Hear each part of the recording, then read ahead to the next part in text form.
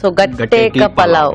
Okay okay, మరి గట్టేక పలావ్ తయారీకి కావాల్సిన పదార్థాలు ఏంటో చూద్దాం. గట్టేక పులావ్ తయారు చేయడానికి కావాల్సిన పదార్థాలు: బాస్మతి బియ్యం 1 కప్పు, మసాలా దినుసులు కొద్దిగా, జీడిపప్పు కొద్దిగా, బిర్యానీ ఆకు 1, పచ్చిమిరపకాయలు 3, శనగపిండి 1 కప్పు, తరిగిన ఉల్లిపాయ 1, నెయ్యి 2 టేబుల్ స్పూన్లు, ఉప్పు తగినంత, పసుపు చిటికెడు, కారం తగినంత, వాము కొద్దిగా, కొత్తిమీర కొద్దిగా, నూనె డీప్ ఫ్రై కి సరిపడా. ఓకే అండి, మరి కావాల్సిన పదార్థాలు చూసారు కదా.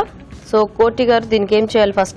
ఫస్ట్ మనం శనగపిండి తీసుకొని దాంట్లో ఉప్పు, కారం, పసుపు, అజ్వాని అంటే వాము వేసుకొని కలపాలి. పిండి కలుపుకొని పెట్టుకోవాలి. దాన్ని ఈ షేప్ లో చేసుకోవాలి. మనం ఓకే షేప్స్ మనకు కావాల్సిన షేప్ లో చేసుకోవచ్చు. షేప్ చేసుకొని కట్ చేసుకోవాలి. తర్వాత నూనెలో డీప్ ఫ్రై చేయాలి. ఓకే ఓకే, వీటినే గట్టేలు అంటారు. పలావ్ మనం సపరేట్ గా చేసుకోవచ్చు. ఓకే ఓకే, గట్టి వీటిని డీప్ ఫ్రై చేసుకోవాలి ఎర్రగా వచ్చేటట్టు. అది ఆల్రెడీ పిండి ఎర్రగా ఉంది, మనం దాన్ని చక్కగా వేయించాలన్నమాట. అయితే కలర్ఫుల్ గా. కొంతమంది ఏం చేస్తారంటే వీటిని నీళ్ళలో ఉడికించి డీప్ ఫ్రై చేస్తారు. కానీ మనం ఉడికించింది కూడా డీప్ ఫ్రై చేయొచ్చు.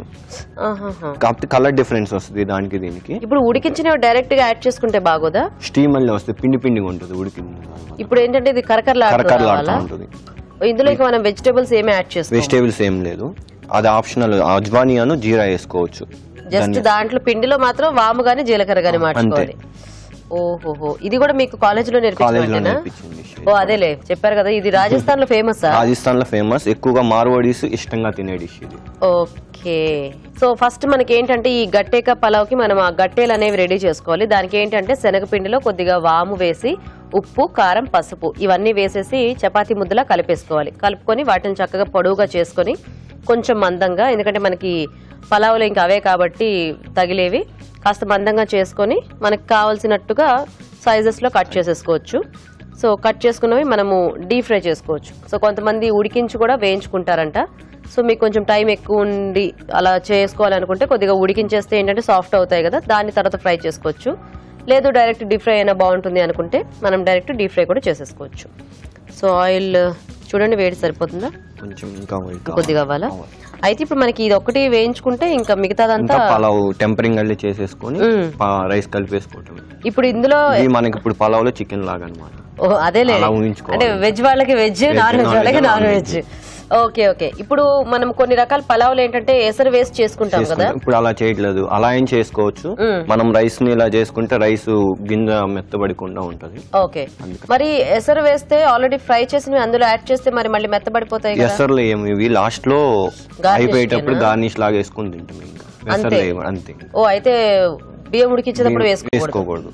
ఓకే ఓకే, ప్లెయిన్ పలావ్ కి మనము ఈ గట్టేలా యాడ్ చేస్తాం.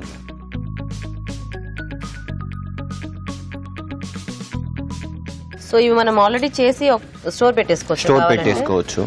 ఇవి ఎక్కువసేపు కూడా పట్టదు డీప్ ఫ్రై అవటానికి, ఎందుకంటే బేసన్ ఫ్లవర్ కాబట్టి, అదే శనగపిండి కాబట్టి ఎక్కువసేపు పట్టదు. ఇలా గోల్డెన్ కలర్ రంగానే తీసేయటం. మీకు ఇది బాగా ఇష్టమే ఏంటి? ఇష్టమే మేడం. ఎందుకలా అంటే ఏం నచ్చింది దీంట్లో? బేసన్ ఫ్లవర్ బజ్జీల్లో అలా తింటాం కాబట్టి. మీకు బజ్జీలో శనగపిండితో ఇష్టంగా తింటాం. నైస్ నైస్, ఓ భలే ఉన్నాయి కలర్. సో ఇప్పుడు పలావ్ ప్రాసెస్ అన్నమాట. ఓకే, సో ఈ పలావ్ ఏంటంటే మనం ఎసరు వేసి పలావ్ చేసుకుంటాం కదా, అలా చేసుకోవచ్చు. లేదు అంటే ఆల్రెడీ అన్నం ఉడికించేసిన దాంతోనే కూడా చేసుకోవచ్చు. ప్యాన్ హీట్ అయిన తర్వాత ఓకే కొద్దిగా 1 టీ స్పూన్ నెయ్యి వేసుకోవాలా. సో నెయ్యి ప్లస్ నూనె రెండు కలిపా? ఓకే, కొంచెం నెయ్యి కొంచెం నూనె వేసుకోవాలా. సో పలావ్కి ఎప్పుడైనా ఈ కాంబినేషన్ బాగుంటుంది? అవునండి, నెయ్యి ఫ్లేవర్ చాలా బాగుంటుంది. మనం దమ్ బిర్యానీలో కానీ ఏంటంటే ఎక్కువ నెయ్యి ఫ్లేవర్ వస్తుంది. నెయ్యి హీట్ అయిన తర్వాత గరం మసాలా, ఓకే, సో బిర్యానీ పలావ్ ఆకు, దాచిన చెక్క, లవంగా, సో హోల్ గరం మసాలాన్ని యాడ్ చేసుకోవాలి. ఓకే, వీటిని బాగా రోస్ట్ చేయాలి. సో కోర్స్ లో స్టార్ట్ అయినప్పుడు ఫస్ట్ లో అంటే మీకు వీటి మీద అన్నిటి మీద అవగాహన ఉంటుంది. ఫస్ట్ ఇవే నేర్పిస్తారు, అంటే ఏది ఎక్కడి నుంచి వస్తుంది, హార్వెస్టింగ్ ఎలా చేస్తారు, వీటిని బేసిక్స్ అవే నేర్పిస్తారు. తర్వాత కిచెన్ కి వెళ్తారు. ఓకే ఓకే, మీకు స్టార్ట్ అయిన కొత్తలో ఇవన్నీ కొంచెం కొత్తగా అనిపించాయా? అనిపిస్తుంది, ఇదేంటి ఇలా చెప్తున్నారు. ఇంగ్రీడియంట్స్ కూడా 3 లాంగ్వేజ్ లో నేర్చుకోవాలి. హిందీ, ఇంగ్లీష్, తెలుగు. అదే అంటే మీరు ఇప్పుడు ఈ ఉద్యోగానికి ఎప్పుడు ఎక్కడ ఏ ప్లేస్ కి వెళ్తారో తెలియదు కదా, ఎక్కడికి వెళ్ళినా ఈ 3 అయితే కంపల్సరీ కావాలి కాబట్టి ఇవి 3 నేర్చుకుంటారు. ఫ్రెంచ్ కూడా ఇంకా అది మన ఆప్షనల్, మన ఇంట్రెస్ట్ ని బట్టి నేర్చుకోవచ్చేమో కదా. ఓకే హై పెట్టినా ఇవి బాగా ఫ్లేవర్ బయటకు వస్తుంది అనమాట, మనకి స్మెల్ అనిపిస్తుంది. బాగా రోస్ట్ అయిన తర్వాత గ్రీన్ ఆనియన్స్ యాడ్ చేసుకోవాలా. Onions, green chilli,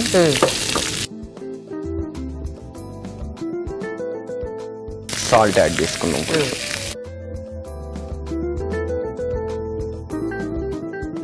onions add చేయగానే సాల్ట్ యాడ్ చేయాలి, ఎందుకంటే సాల్ట్ లో ఆనియన్స్ లో ఉన్న వాటర్ మగ్గు చేస్తాం. అవును, ఈ చిట్కా మేము అందరికి బోల్డ్ సార్లు చెప్తాం. కాకపోతే ఇక్కడ మన ఆనియన్ ఎలా కొద్దిగా బాగా కొంచెం బ్రౌన్ కలర్ రావాలి, బ్రౌన్ గా ఫ్రై అవ్వాలా. Okay, so brown onion taste అంటే మరి అంత బ్రౌన్ అక్కర్లేదు, light brown colour. Okay okay. మన గ్రీన్ చిల్లీ కూడా కొంచెం కలర్ చేంజ్ అవుతుంది. కొంచెం అల్లం వెల్లుల్లి పేస్ట్. ఓకే,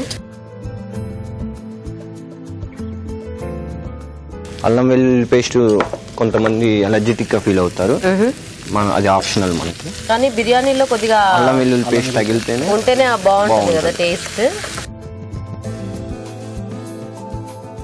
రాజు సార్ దగ్గర చూసి నేర్చుకోవాలి. రాజు సార్ దగ్గర టాస్ చేయటం. అవును, సాల్ట్ సరిపోయిందా లేదా అనేది స్మెల్ ని బట్టి కూడా చెప్పొచ్చు. ఓకే, ఇప్పుడు నాకు అనిపిస్తుంది సాల్ట్ కొంచెం తక్కువైంది అనుకుంటున్నాను నేను. ఓకే, స్మెల్ ని బట్టి కూడా సాల్ట్ సరిపోయిందో లేదో చెప్పొచ్చు. సో ఇప్పుడు రైస్ కి దీనికి తగ్గట్టుగా క్యాష్యూ నట్స్ అంటే జీడిపప్పు యాడ్ చేసుకున్నాం. ఓకే, జీడిపప్పు ఆప్షనల్ అది కూడా. సో పలావ్ లో మనకి జీడిపప్పు అలా కొద్దిగా రిచ్ గా మధ్య మధ్యలో తగలాలి అంటే యాడ్ చేసుకోవచ్చు. కొంచెం కారం యాడ్ చేసుకున్నాం. కారం పొడి కూడా వేయాలా?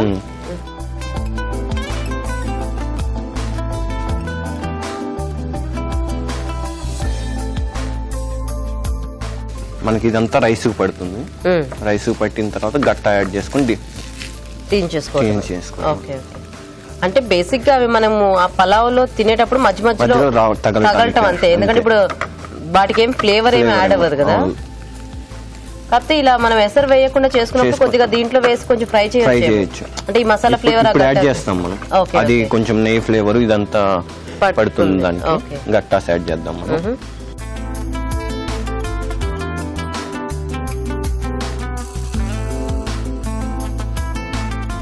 కలర్ఫుల్ గా ఉంటుంది చూస్తానికి. అవును, బాగా వేగా అంటే ఈవెన్ గా.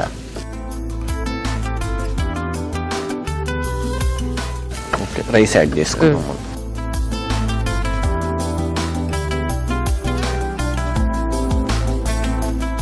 రైస్ కూడా కొంచెం టాస్ చేసుకున్నాం అన్నమాట.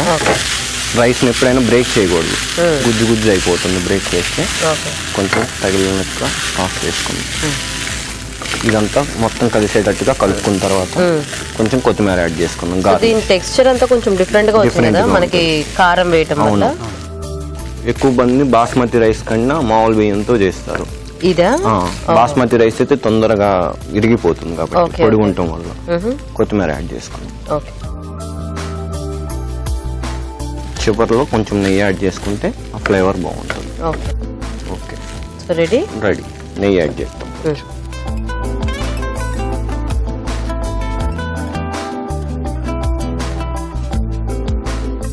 నెయ్యి టేస్టే వేరు ఉంటుంది. బేసిక్ గా దేంట్లోనైనా కమ్మదనం, మంచి ఫ్లేవర్, ఎక్స్ట్రా ఫ్లేవర్ యాడ్ చేస్తుంది. ఓకే, సర్వింగ్ ప్లేట్ లో రెడీ.